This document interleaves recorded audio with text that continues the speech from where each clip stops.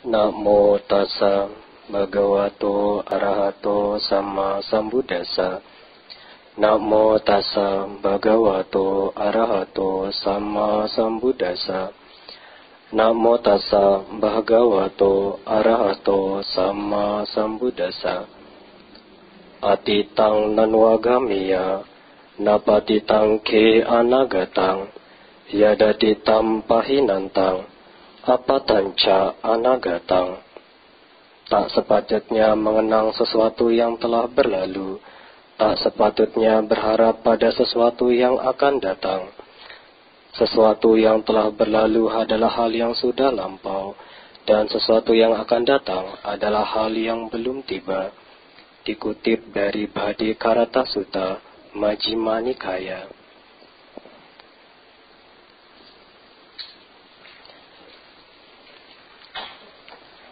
Pimpinan Puja Bakti yang saya hormati, Bapak, Ibu, hadirin sekalian yang berbahagia, selamat pagi, Setihotu Namo Buddhaya.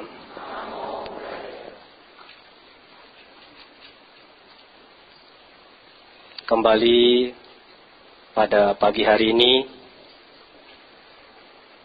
berkumpul bersama dalam melakukan kebajikan. Suasana yang mendung tidak menjadi perasaan hati daripada Bapak Ibu ikut mendung, tetapi tetap cerah. Pada kesempatan kali ini,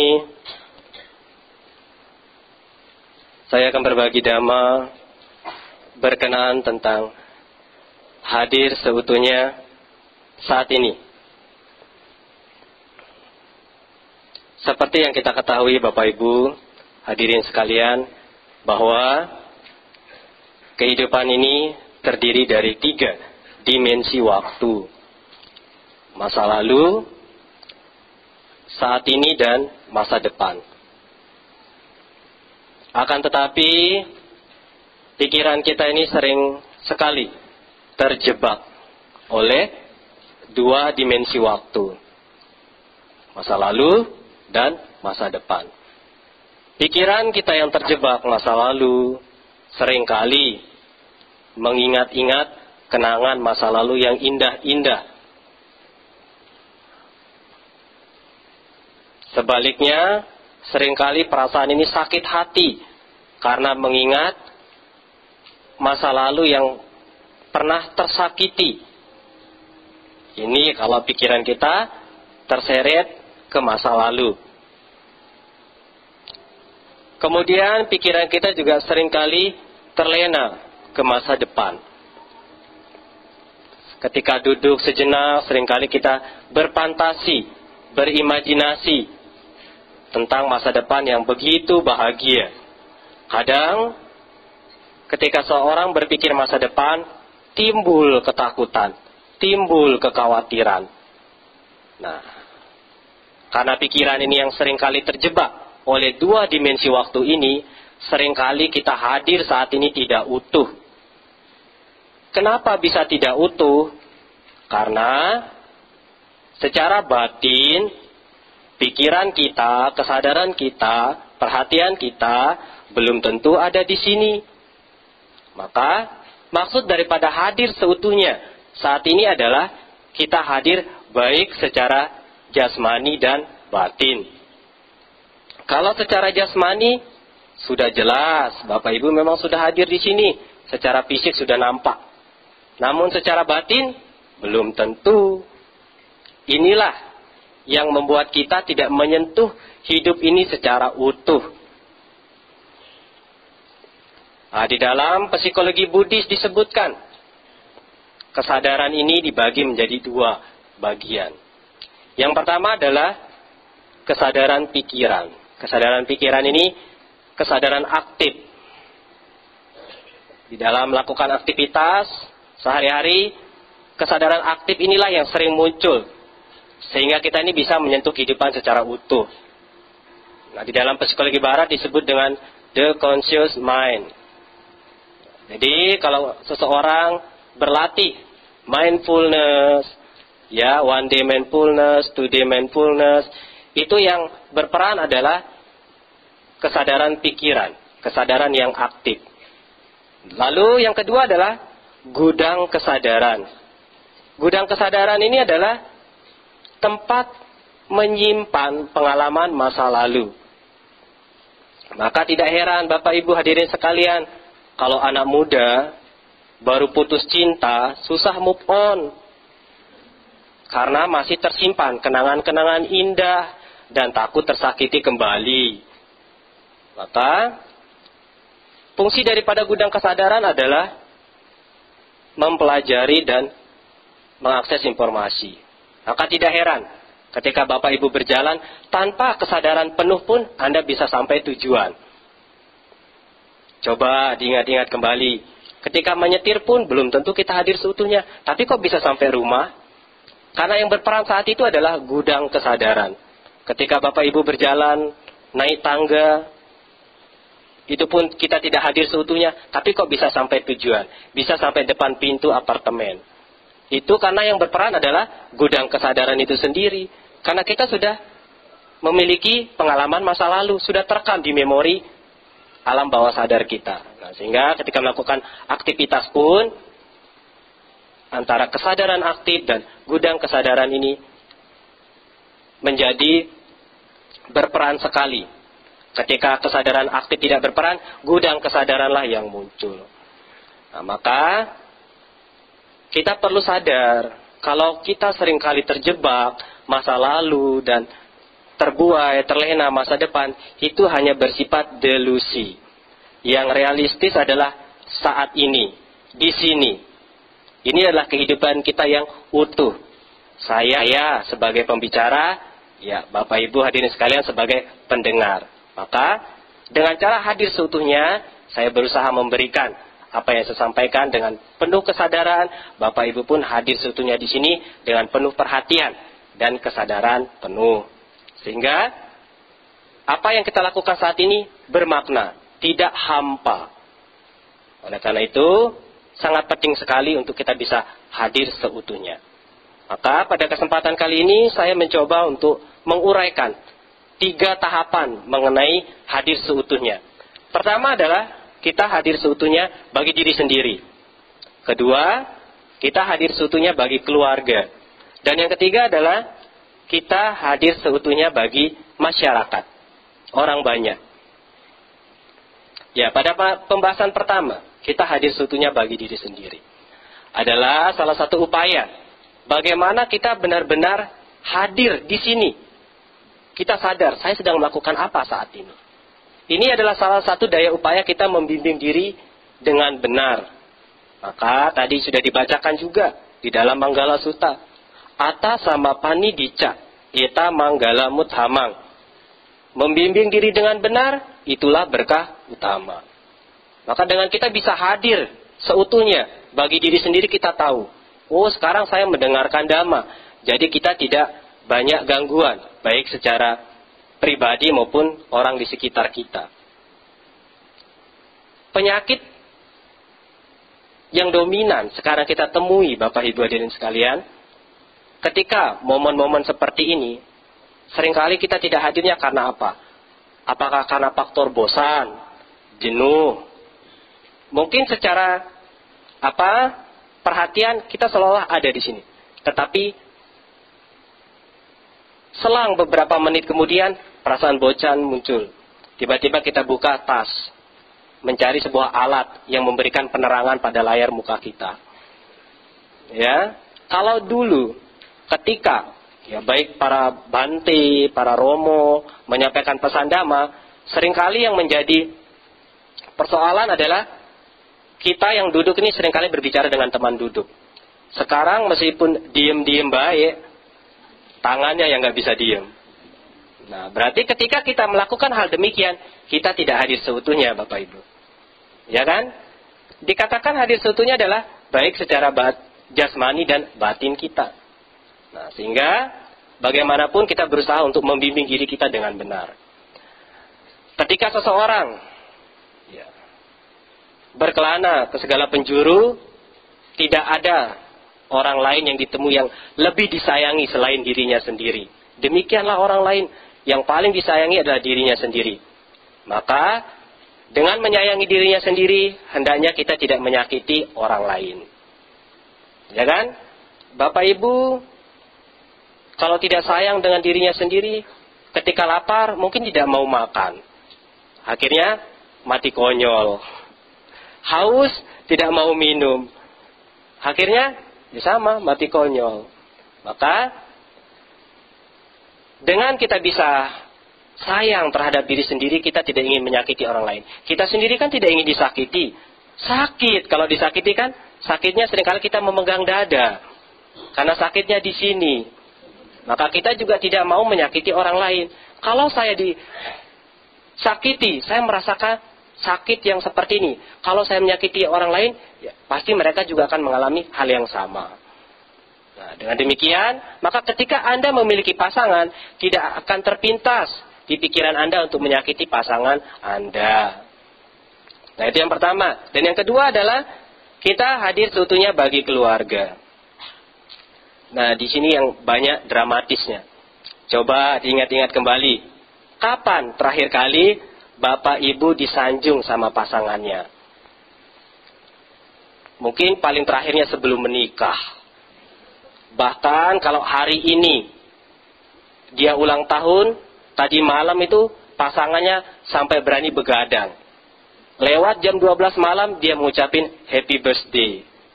Jadi orang pertama yang memberikan perhatian itu sebelum menikah. Tapi kalau sudah menikah, tidur saja lah, besok ya besok. Ketika masa-masa pacaran, ya setiap pagi ada yang memberi sapa. Selamat pagi, udah bangun belum? Kalau sudah dibalas berarti sudah bangun. Kalau belum dibalas-balas berarti belum bangun. Ditanya, udah sarapan belum? Orang baru bangun, ditanyanya sudah sarapan. Tapi sekarang ketika sudah menikah, hal ini seolah-olah hilang. Kemana perginya? Mungkin tertelan oleh waktu. Ya, sebagai seorang istri juga butuh sanjungan, butuh pujian. Ya, tidak ada salahnya lah. Sebagai seorang suami, pasangan hidup, sesekali pujilah masakan istri Anda. Ya, mama hari ini masakannya enak sekali ya. Wah, pasti mesem-mesem di dalam hatinya. Ya kan? Begitu juga suaminya. Sekali-sekali juga istri, ya pujilah suaminya. Apalagi tanggal muda kan. Wah, sekarang benar-benar tanggal muda nih. Wah, sekarang papa lebih menawan ya. Wah, lebih handsome. Oh, mudah nih tangannya. Ya, ini gaji pertama papa. Langsung dikasih. Sesungguhnya sanjungan pujian ini adalah resep, bumbu-bumbu di dalam kebahagiaan, keharmonisan Anda dalam kehidupan berkeluarga. Maka segala wadah suta itu menjadi pegangan, acuan, pedoman yang sangat penting bagi perumah tangga. Bagaimana istri memiliki kewajiban kepada suami, suami juga memiliki kewajiban kepada istri seperti apa? Sesuai dengan porsi masing-masing. Begitu juga orang tua memiliki kewajiban kepada anak. Sebaliknya anak juga memiliki kewajiban kepada orang tua. Maka Bapak Ibu jangan sampai khawatir, jangan takut. Ketika mendapat masalah di dalam keluarga, jangan langsung ke para bantenya. Bante, anak saya kok nakalnya seperti ini Bante. Stop dulu, bantenya nggak punya anak. Kalau punya anak ada masalah, konsultasinya ke Bante. Bante, pasangan saya kok seperti ini Bante. Aduh, kita aja single. Maka Bapak Ibu harus tahu bagaimana cara menyikapi. Belajarlah ketika di dalam suatu hubungan rumah tangga sudah mulai rasanya pudar, ingat-ingat awal pertama kali Anda berusaha mendapatkan si dia. Ya kan? Itu momen-momennya wah, greget sekali kan? Bikin penampilan yang bagaimana menarik mungkin agar bisa diperhatikan. Nah, tetapi beda cerita. Ketika sudah menikah, jalan tersandung aja, marah-marah pasangan. Matanya taruh di mana? Tetapi Ketika masa-masa pacaran, aduh kakinya kenapa? Oh, sampai ditiup-tiup. Siapa tahu ada sedikit debu di kakinya. Maka ketika Bapak Ibu hadir seutuhnya bagi keluarga, sudah terjamin hubungan keluarga Anda harmonis. Tidak akan ada pelakor di dalam hubungan keluarga Anda. Tidak akan ada berondong-berondong yang berani masuk di dalam hubungan keluarga Anda. Karena apa? Anda saling melengkapi. Sehingga suatu pelajaran berharga yang bisa kita dapatkan adalah ketika bersama orang-orang yang kita sayangi, hadirlah seutuhnya, bukan sebutuhnya. Kalau lagi butuh, baru disanjung-sanjung pasangannya. Pi, sekarang nih tanggal muda nih Pi, disanjung-sanjung. Dia dikasih apa?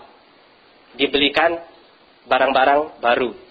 Ya begitu juga ketika ada maunya, suami ada maunya baru disanjung-sanjung istrinya. Ketika lagi butuh baru disanjung-sanjung. Tetapi cobalah untuk hadir seutuhnya. Dengan demikian kita saling melengkapi Bapak Ibu. Jadi jangan terlalu menuntut kesempurnaan dari pasangan kita, tapi belajarlah untuk sempurna memahami satu sama lain. Disinilah kunci kebahagiaan itu sebenarnya. Nah, maka bukan hanya materi yang kita butuhkan Bapak Ibu. Kalau materi terus kita berikan kepada pasangan kita, kepada anak-anak kita, yang paling penting adalah emosional. Berupa sentuhan saja kepada pasangan kita, wih, pasti bahagia sekali kan? Coba para istrinya, kalau dielus-elus suami pasti senang nggak? Senang sekali.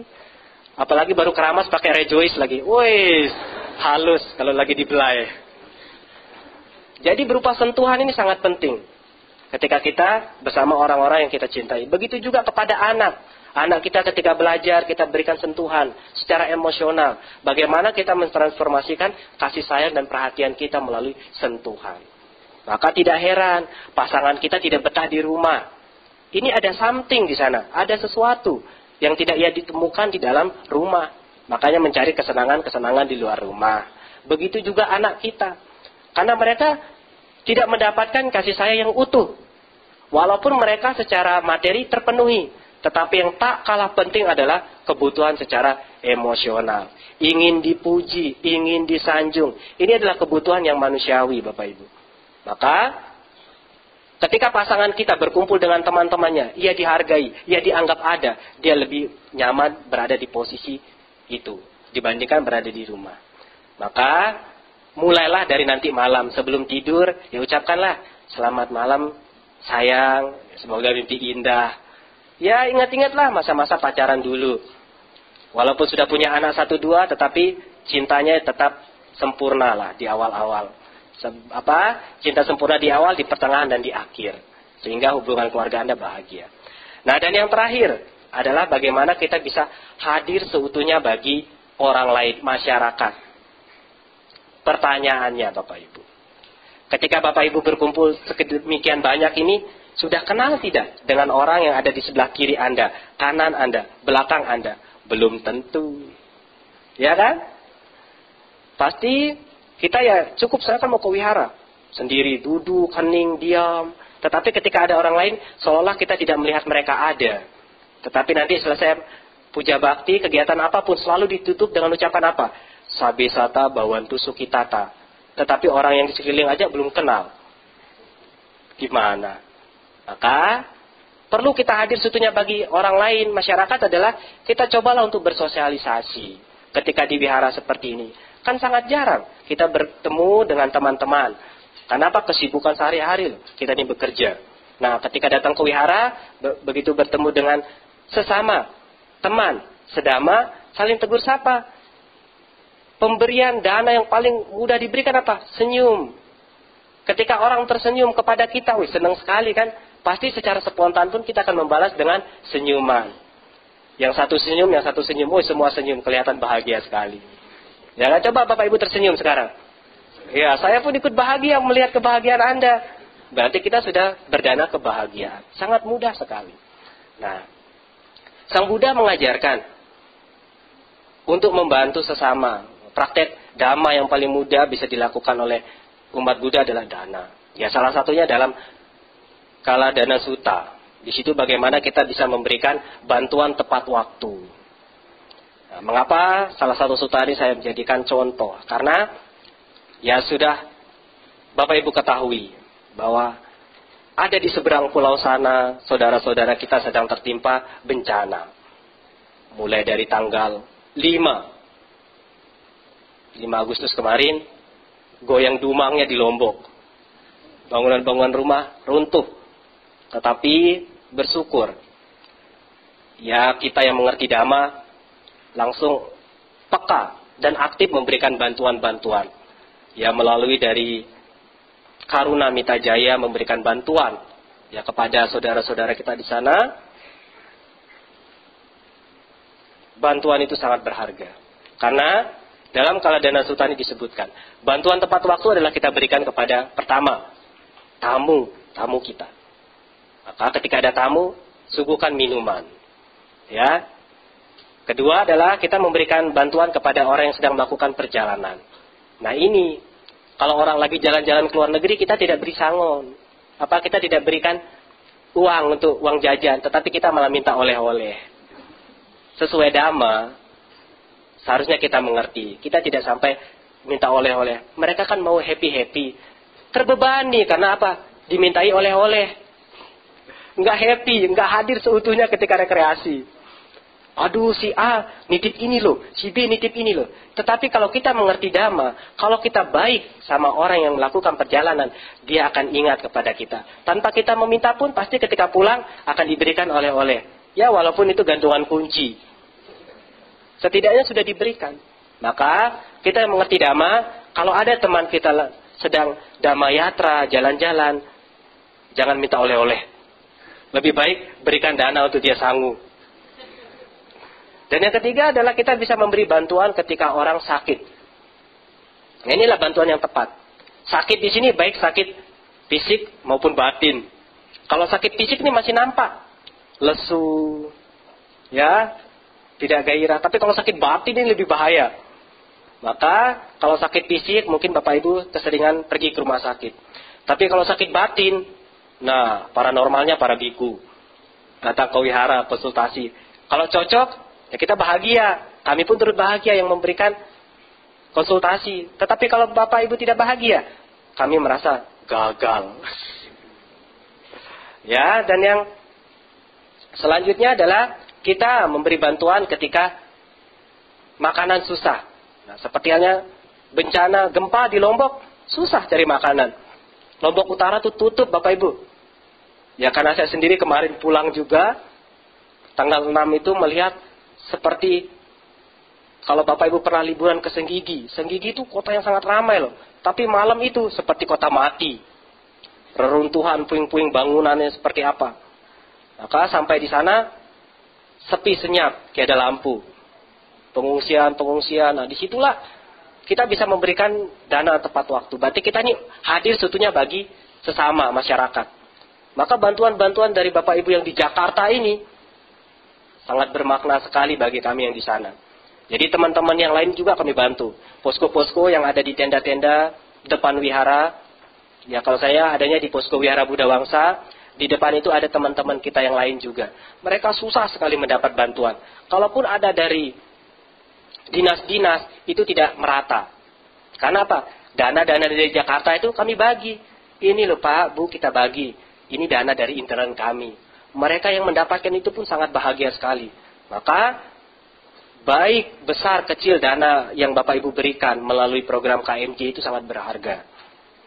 Tanpa Bapak Ibu misalnya bisa hadir langsung ke sana, tetapi Bapak Ibu ikut donasi, itu sangat berharga. Bapak Ibu sudah hadir seutuhnya bagi sesama. Itulah doa nyata daripada Sabesata Bhawantu Sukhitata. Bukan hanya sekedar doa semata, tetapi aksi nyata. Nah, kemudian yang terakhir dari Kaladana Sutta disebutkan pemberian tepat waktu adalah kita mempersembahkan panen pertama. Bante, saya kan bukan petani. Iya, berarti gaji pertama. Seringkali kan kalau kita sudah bekerja gaji pertama kita gunakan untuk apa? Mentraktir kan? Traktir sesama teman. Tenang, apa yang Anda berikan itu akan kembali kepada Anda lebih besar dibanding apa yang Anda berikan. Dengan apa? Ketulusan. Kita lihat ekspresi daripada kita kalau mentraktir teman kita, wih bahagianya kan? Ini rasanya apa? Rasa bayar. Ya kan? Karena kita nggak usah bayar. Nggak usah bayar. Jadi makanan apapun rasanya apa? Rasa bayar. Karena kita sudah ditraktir. Maka, Bapak Ibu, pelajaran penting yang bisa kita ambil adalah kita hadir seutuhnya di sini, saat ini, bagaimana kita bisa menyentuh kehidupan secara utuh. Nah, di dalam Padikarta Sutta, ini merupakan sutta yang ke-131 dalam Majjhima Nikaya. Bagaimana di situ disebutkan, kalau kita melihat, terjemahannya adalah, jangan kita melihat masa lalu kita. Ataupun berharap pada sesuatu yang akan datang. Tetapi secara duniawi, Bapak Ibu, perlu dicatat. Secara duniawi, masa lalu itu penting. Kenapa? Sebagai cerminan kita, agar kita tidak jatuh pada lubang yang sama. Kalau kita pernah melakukan kesalahan, sebagai cerminannya adalah masa lalu kita. Masa depan pun penting secara duniawi. Karena dengan adanya masa depan ini, Bapak Ibu kan termotivasi. Bulan depan saya mau pergi jalan-jalan ke Thailand. Saya harus kerja nih, semangat, saya harus menyelesaikan target-target saya. Semangat kan? Nah, ini secara duniawi, tetapi secara spiritual, ketika kita terjebak masa lalu dan khawatir dengan masa depan, tidak akan membawa kemajuan batin. Maka perlu disikapi dengan bijak. Loh, kok tak sepatutnya mengenang masa lalu? Tak sepatutnya berharap pada sesuatu yang akan datang. Ini secara spiritual. Ya, kalau kita duduk meditasi seperti ini, mengenang masa lalu terus, berimajinasi masa depan terus, kapan kita sadar dengan objek yang kita kembangkan? Maka untuk kemajuan spiritual, kita tuh hadir seutuhnya di sini, saat ini. Maka kegiatan retret meditasi kan kita dihimbau untuk selalu sadar dari aktivitas-aktivitas yang kita lakukan. Ketika bangun tidur, berjalan, ya ketika menyantap makanan, kita hadir seutuhnya. Nah, ini secara spiritualnya. Jangan sampai nanti beranggapan ketika secara duniawi, masa lalu, masa depan ini penting, Bapak Ibu. Ya, jadi dari dua sudut pandang ini memiliki makna yang berbeda. Di dalam Padikarta Sutta ini, secara duniawi kita bisa memaknai, oh ternyata masa lalu ini penting sebagai cerminan saya. Saya tidak akan mengulangi kesalahan yang sama. Sementara masa depan ini adalah sebagai pemacu semangat saya. Oh besok saya kan mau pergi jalan-jalan. Kerjaan hari ini kita tuntaskan. Tetapi secara sudut pandang spiritual, kita tidak terjebak pada dua dimensi waktu ini. Ya, maka kalau Anda ingin batin Anda tenang, tentram, berusaha untuk hadir seutuhnya saat ini. Karena obat daripada batin adalah spiritual. Ya, inilah yang bisa saya sampaikan. Semoga apa yang saya sampaikan pada kesempatan kali ini memberikan pemahaman Dhamma kepada kita semua. Jikalau Anda sekalian pernah mendengarkan apa yang saya sampaikan, ya kewajiban saya untuk mengingatkan. Ya semoga kebajikan-kebajikan yang sudah Bapak Ibu hadirin sekalian upayakan sampai saat ini mengkondisikan apa yang menjadi harapan dan cita-cita luhur Anda sekalian terrealisasi. Semoga juga para leluhur, makhluk-makhluk yang memiliki hubungan karma turut berbahagia mengetahui pada kesempatan kali ini Anda sekalian melakukan kebajikan. Jikalau mereka tidak mengetahui, semoga para dewa memberitahukannya. Sabisata bawantu sukitata, semoga semua makhluk berbahagia. Sadhu, sadhu, sadhu. Setir.